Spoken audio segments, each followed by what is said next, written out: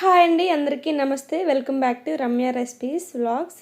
ఈరోజు రెసిపీ వచ్చేసి అరటికాయతో చిప్స్ ఎలా ప్రిపేర్ చేయాలో చూపించబోతున్నానండి.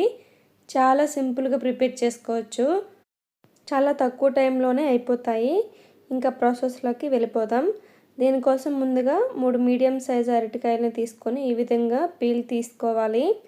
ఇవి సాల్ట్, పసుపు వేసిన వాటర్లో వేసుకోవాలండి. అలా వేయడం వల్ల త్వరగా నల్లబడకుండా ఉంటాయి. ఇప్పుడు ఒక బౌల్ తీసుకొని ఇందులోకి 1/2 కప్పు వాటర్ వేసుకోవాలి. అలాగే 1/2 టీ స్పూన్ పసుపు వేయాలి. తర్వాత 1/2 టీ స్పూన్ సాల్ట్ వేయాలి. ఇవి వేసిన తర్వాత ఒకసారి బాగా కలిసేలా స్పూన్తో మిక్స్ చేసుకోవాలి. ఇవి ఎందుకంటే తర్వాత చెప్తాను. ఇప్పుడు డీప్ ఫ్రైకి సరిపడా కళాయిలో ఆయిల్ వేసుకొని మీడియం హీట్లో పెట్టుకోవాలి. ఇప్పుడు ఇలా చిప్స్ తీసుకొని ఇలా డైరెక్ట్గానే ఆయిల్లో ఇలా వేసేసుకోవాలి. ఇలా వేయడం మీకు కష్టం అనిపిస్తే ముందుగానే ఒక క్లాత్ పైన ఈ విధంగా తీసేసుకుంటే డైరెక్ట్గా ఆయిల్లో వేసేసుకోవచ్చు. ఇలా అన్నిటినీ సరిపడా వేసుకున్న తర్వాత ఇలా గరిటెతో మిక్స్ చేస్తూ ఉండాలి. మీడియం హీట్లోనే ఫ్రై చేయాలండి. లో ఫ్లేమ్లో కానీ హై ఫ్లేమ్లో కానీ ఫ్రై చేయకూడదు. హై ఫ్లేమ్లో చేయడం వల్ల చాలా త్వరగా వేగుతాయి, కానీ లోపల వరకు వేగవు, కలర్ వచ్చేస్తాయి. ఇప్పుడు ముందుగా మనం సాల్ట్, పసుపు మిక్స్ చేసుకున్న వాటర్ని ఒక 2 టీ స్పూన్స్ వేసుకోవాలి. ఇలా వేసుకోవడం వల్ల చిప్స్కి సాల్ట్ బాగా పడుతుంది.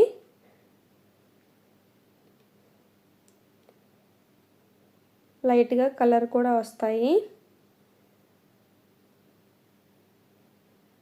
ఇలా మధ్య మధ్యలో కలుపుకుంటూ అటు ఇటు ఫ్రై చేసుకోవాలి. చూడండి, ఈ విధంగా ఫ్రై అయిన తర్వాత తీసేసుకొని ఒక పేపర్ ఉన్న ప్లేట్లోకి తీసుకోవాలి. ఆయిల్ ఏమైనా ఉంటే అబ్జర్వ్ చేసుకుంటుంది. ఇవి ఈవినింగ్ టైం స్నాక్స్లా తినచ్చు. పిల్లలకి స్నాక్స్ పెట్టడానికి కూడా యూజ్ అవుతాయండి. చాలా త్వరగా అయిపోతాయి, ఎక్కువ కష్టపడాల్సిన పని లేదు. ఇంట్లో ఏమైనా స్నాక్స్ లేనప్పుడు ఈ విధంగా చేసుకుంటే, ఒకసారి చేసి పెట్టుకుంటే ఒక 4-5 డేస్ వరకు ఉంటాయి. గాలి తగలకుండా చూసుకోవాలి.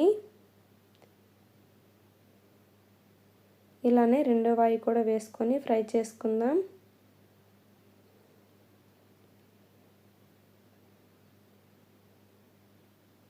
చూడండి, ఇలా ఫ్రై అయిపోయిన తర్వాత తీసేసుకోవడమే. చాలా క్రిస్పీగా వస్తాయండి. మెత్తపడిపోతాయేమో అని డౌటే అవసరం లేదు. నూనె మీడియం హీట్లో ఉంచాలి, అలా అయితే కరెక్ట్గా వస్తాయి.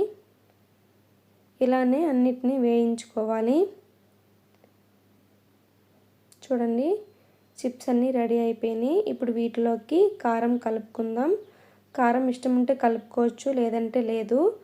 నేనైతే 1/2 టీ స్పూన్ వేసాను. వేసుకొని ఇలా మిక్స్ చేస్తూ ఉంటే అన్నిటికీ బాగా పడుతుంది.